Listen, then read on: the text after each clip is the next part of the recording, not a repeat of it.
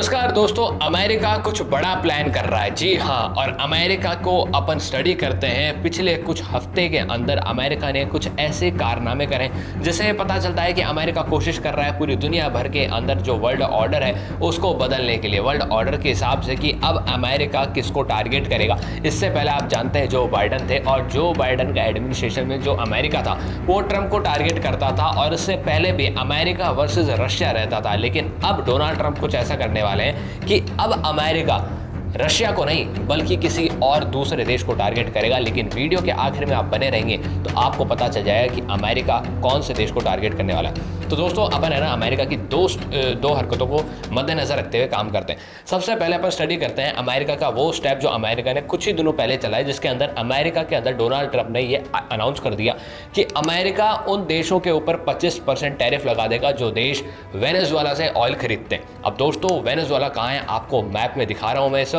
और उसको मैं मार्क भी कर रहा हूं। अब धीरे धीरे कर अपन उन देशों को भी मार्क करते हैं जिन देशों के ऊपर पता चलता है कि अमेरिका क्या क्या कर चुका है। लेकिन उससे पहले अगर अपन वेनेजुएला पर वापस आए तो अमेरिका ने बताया कि अमेरिका इन पर उन देशों पर टैरिफ्स लगा देगा। और अगर मैं उन देशों के नाम बताऊं तो वो देश कौन कौन से दोस्तों, वो देश सबसे पहले तो यूएसए ही है, क्योंकि यूएसए से पहले खूब सारा वेनेजुएला से ऑयल खरीदता था। लेकिन अब यूएसए हो सकता है डोनाल्ड ट्रंप के एडमिनिस्ट्रेशन के अंदर इसको बंद कर देगा। लेकिन अपन दूसरे देश देखें तो दूसरे देशों में आता है दोस्तों भारत, स्पेन और चाइना।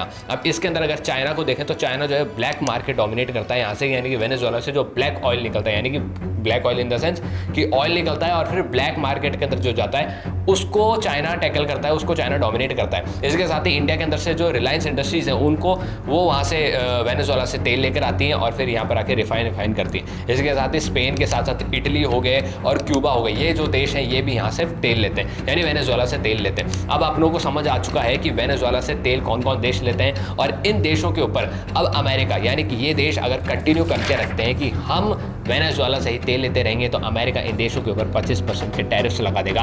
और दोस्तों अमेरिका ऐसा कर क्यों रहा है? अमेरिका असल में वेनेजुएला की कमर तोड़ना चाहता है। अमेरिका का कहना है कि वेनेजुएला के जो प्रेसिडेंट है उनके ऊपर हम आरोप लगाते हैं कि वो गलत तरीके से काम कर रहे हैं, वेनेजुएला के अंदर गलत तरीके से सरकारें चला रहे हैं, वेनेजुएला के अंदर चुनाव नहीं कंडक्ट करा रहे हैं, वो एक तरीके से मोनार्की स्टैब्लिश करके रखे हुए, वो एक तरीके से तानाशाह है। तो दोस्तों तानाशाह तो पाकिस्तान के अंदर भी चलती है, तानाशाही तो अलग अलग देशों में चलती है, अलग अलग देशों के अंदर पाकिस्तान जैसे देशों के अंदर भी चुनाव ठीक से नहीं होते। तो अमेरिका वेनेजुएला को क्यों टारगेट कर रहा है, पाकिस्तान को क्यों टारगेट क्यों नहीं कर रहा? क्योंकि वेनेजुएला दोस्तों तेल बेचता है, उन देशों को तेल बेचता है जो देश अमेरिका का तेल ज़्यादा मात्रा में और ज़्यादा पैसे में अफोर्ड नहीं कर सकते। क्योंकि वेनेजुएला का दोस्तों तेल जो है वो अमेरिका के मामले में बहुत सस्ता है, और इसलिए वेनेजुएला को टारगेट किया जा रहा है। और अब डोनाल्ड ट्रंप की प्रेसिडेंसी के अंदर, डोनाल्ड ट्रंप की गवर्नेंस के अंदर ये देखने को मिल रहा है कि डोनाल्ड ट्रंप किसी भी देश को नहीं छोड़ने वाले। अब मैं आपको उसी वर्ल्ड मैप पर वापस लेकर आता हूँ, और सबसे पहले अपने को क्या देखने को मिलता है? सबसे पहले अपने को देखने को मिलता है दोस्तों कैनेडा।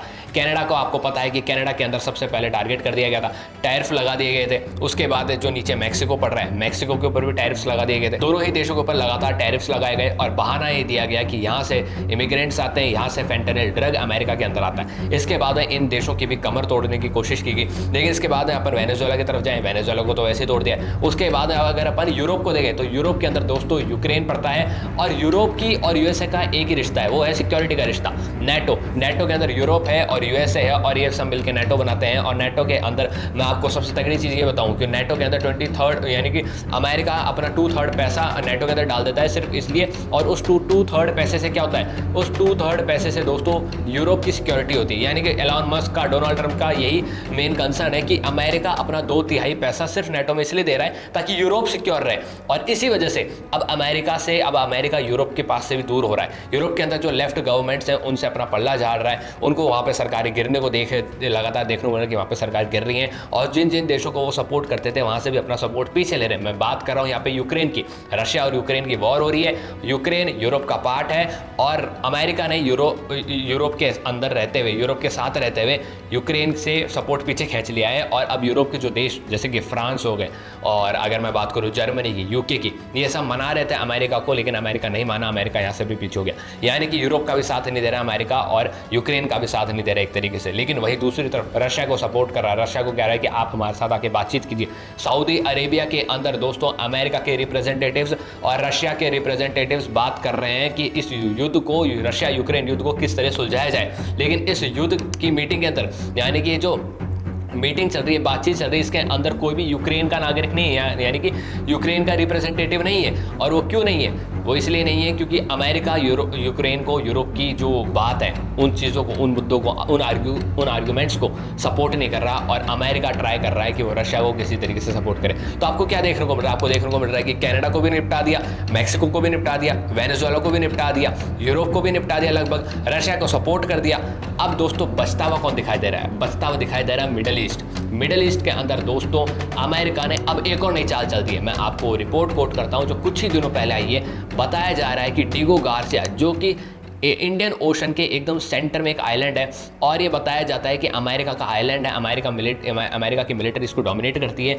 और इस डिगो गार्सिया के ऊपर दोस्तों पिछले कुछ दिनों से लगातार कुछ अलग अलग एक्टिविटीज़ देखने को मिल रही है। ये एक्टिविटीज़ कोई सामान्य एक्टिविटीज़ नहीं है दोस्तों, ये एक्टिविटीज़ बड़ी खतरनाक है, क्योंकि अमेरिका के B-2 बॉम्बर्स अब यहाँ पर उतर चुके हैं। ये B-2 बॉम्बर्स स्टेल्थ बॉम्बर्स है दोस्तों, किसी को पता नहीं चलेगा कि ये किसकी एयरफील्ड के अंदर घुस चुके हैं और किसी को भी अचानक से तबाह कर सकते हैं। ये B-2 बॉम्बर्स अब अमेरिका ने डिगो गार्सिया के अंदर उतार चुके हैं, और डिगो गार्सिया अमेरिका का बहुत बड़ा आर्म है, मिलिट्री का आर्म है बहुत बड़ा, जो इंडियन ओशन के बीचों बीच है। अब ये आर्म सबसे ज़्यादा बड़ा कैसे? वो इसलिए बड़ा है दोस्तों क्योंकि ये जो आर्म है, ये इस आर्म से यहाँ पर कोई भी एयरक्राफ्ट अमेरिका का आसानी से मौजूद हो सकता है, और ये यहाँ से डायरेक्ट उड़ के जा सकता है ईरान की और यमन की और इसराइल के आजू बाजू, यानी कि मिडल ईस्ट के आजू बाजू पूरा आराम से उड़ सकता है। और ईरान जैसे देश को बिना किसी रीफ्यूलिंग के ये आराम से B-2 बॉम्बर जा सकते हैं और बॉम्बिंग कर वापस डिगो गार्सिया में आ सकते हैं। आपको देखने को मिल रहा है कि मिडल ईस्ट को भी डिसमेंटल करने की कोशिश कर रहे हैं डोनाल्ड ट्रंप, और यहाँ पर भी डोनाल्ड ट्रंप ने डिगो गार्सिया के अंदर खूब सारे प्लेन्स उतार दिए, अपने फाइटर जेट्स उतार दिए, जिसके अंदर से मेन है B-2 स्टेल्थ बॉम्बर। अभी ईरान भी दोस्तों पीछे नहीं हटा, क्योंकि आपको पता है मिडल ईस्ट के अंदर, यानी कि जो खाड़ी के देश हैं, इनके अंदर सबसे मजबूत अगर कोई देश अपने आप को मानता है तो वो ईरान है। यानी कि आपकी भाषा में बोलूं तो इन देशों का दादा अगर कोई बनना चाहता है तो वो ईरान है। इसलिए ईरान ने बदले में क्या करा? ईरान के अंडरग्राउंड में जितने भी मिसाइल्स उन्होंने स्टोर करके रख रखी है, उनकी एक वीडियो निकाल दी। ये वीडियो मैं आपके सामने प्ले कर रहा हूँ। ये वीडियो उन्होंने पब्लिश कर दी और कहा कि देखिए, हमको डरने की किसी से ज़रूरत नहीं है, हमारे पास कितने मिसाइल्स हैं, हमारे पास कितना बारूद आप देख सकते हैं। लेकिन अब दोस्तों रिपोर्ट्स ये भी आ रही हैं कि ये जो ईरान ने शो ऑफ किया है, ये शो ऑफ करना इनको ही भारी पड़ सकता है, क्योंकि इसराइल और अमेरिका मिलकर ज़रूरी नहीं है कि इसको पकड़ नहीं पाएंगे, आराम से इस जगह की लोकेशन निकाल पाएंगे जहां पर जिन बेसमेंट्स के अंदर इन्होंने इन मिसाइल्स को स्टोर कर रखा है। और हो सकता है आने वाले कुछ समय में डिगो गार्सिया बेस का इस्तेमाल हो, B-2 बॉम्बर उड़े और ईरान के इन जो बेस हैं, यानी बेसमेंट्स के अंदर जो मिसाइल्स उन्होंने स्टोर कर रखी हैं, इनको आसानी से जाके अमेरिका डिस्ट्रॉय कर दे। क्योंकि ये बताया जा रहा है कि जो मिसाइल्स हैं ये ईरान ने यूं ही एक साथ स्टोर कर दी हैं, बहुत जगह की कमी है, जगह की बहुत कमी है, और यहाँ पर मिसाइल्स को स्टोर कर दिया गया है। एक चिंगारी लगते ही सारे मिसाइल्स लगातार फट सकते हैं, ऐसी रिपोर्ट है। कितनी सच्चाई है पता नहीं, हो सकता है ईरान ने कुछ और इंतजाम भी कर रखे हो। लेकिन आपको क्या देखने को मिल रहा है? अमेरिका ने सब कुछ डिसमेंटल कर दिया, यहाँ पे मिडिल ईस्ट को भी डिसमेंटल कर दिया है।